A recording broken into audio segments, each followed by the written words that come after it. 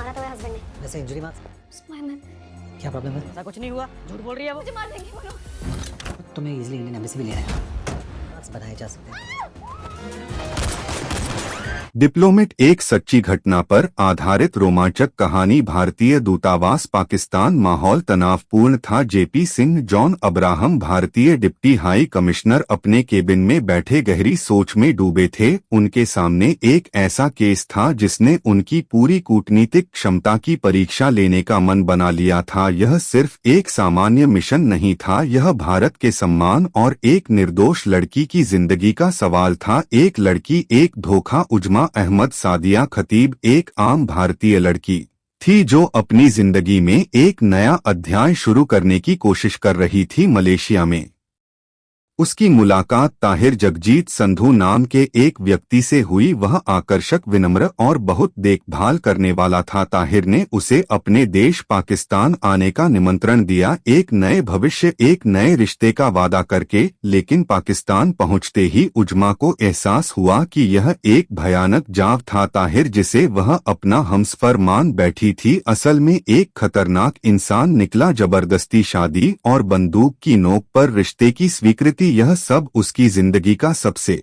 बुरा सपना बन गया था। भारत के दूतावास में आशा की किरण। किसी तरह उजमा भागकर इस्लामाबाद स्थित भारतीय दूतावास पहुंची। उसकी आंखों में डर, चेहरे पर निराशा, लेकिन दिल में उम्मीद थी। मुझे बचा लीजिए, मुझे घर जाना है। उसकी कांपती हुई आवाज ने पूरे दूतावास का माहौल गंभीर कर दिया। यहीं पर कहानी का असली हीरो जेपी से एक्शन में आया। वह सिर्फ एक राजनयिक नहीं था, बल्कि अपने देश की अस्मिता और नागरिकों की रक्षा के लिए समर्पित एक योद्धा था। लेकिन मामला इतना आसान नहीं था। पाकिस्तान सरकार ताहिर और उसके लोगों के दबाव के कारण उजमा को वापस भेजने से इनकार कर रही थी। कूटनीति बनाम सत्ता की लड़ाई। जेपी सिंह जानते थे कि यह लड़ाई सिर्फ कानूनी नहीं बल्कि मानसिक और राजनीतिक भी थी। उन्होंने अंतर्राष्ट्रीय कानूनों, मानवाधिकार संगठनों और मीडिया का सहारा लिया। पाकिस्तान की अदालत में केस लड़ा गया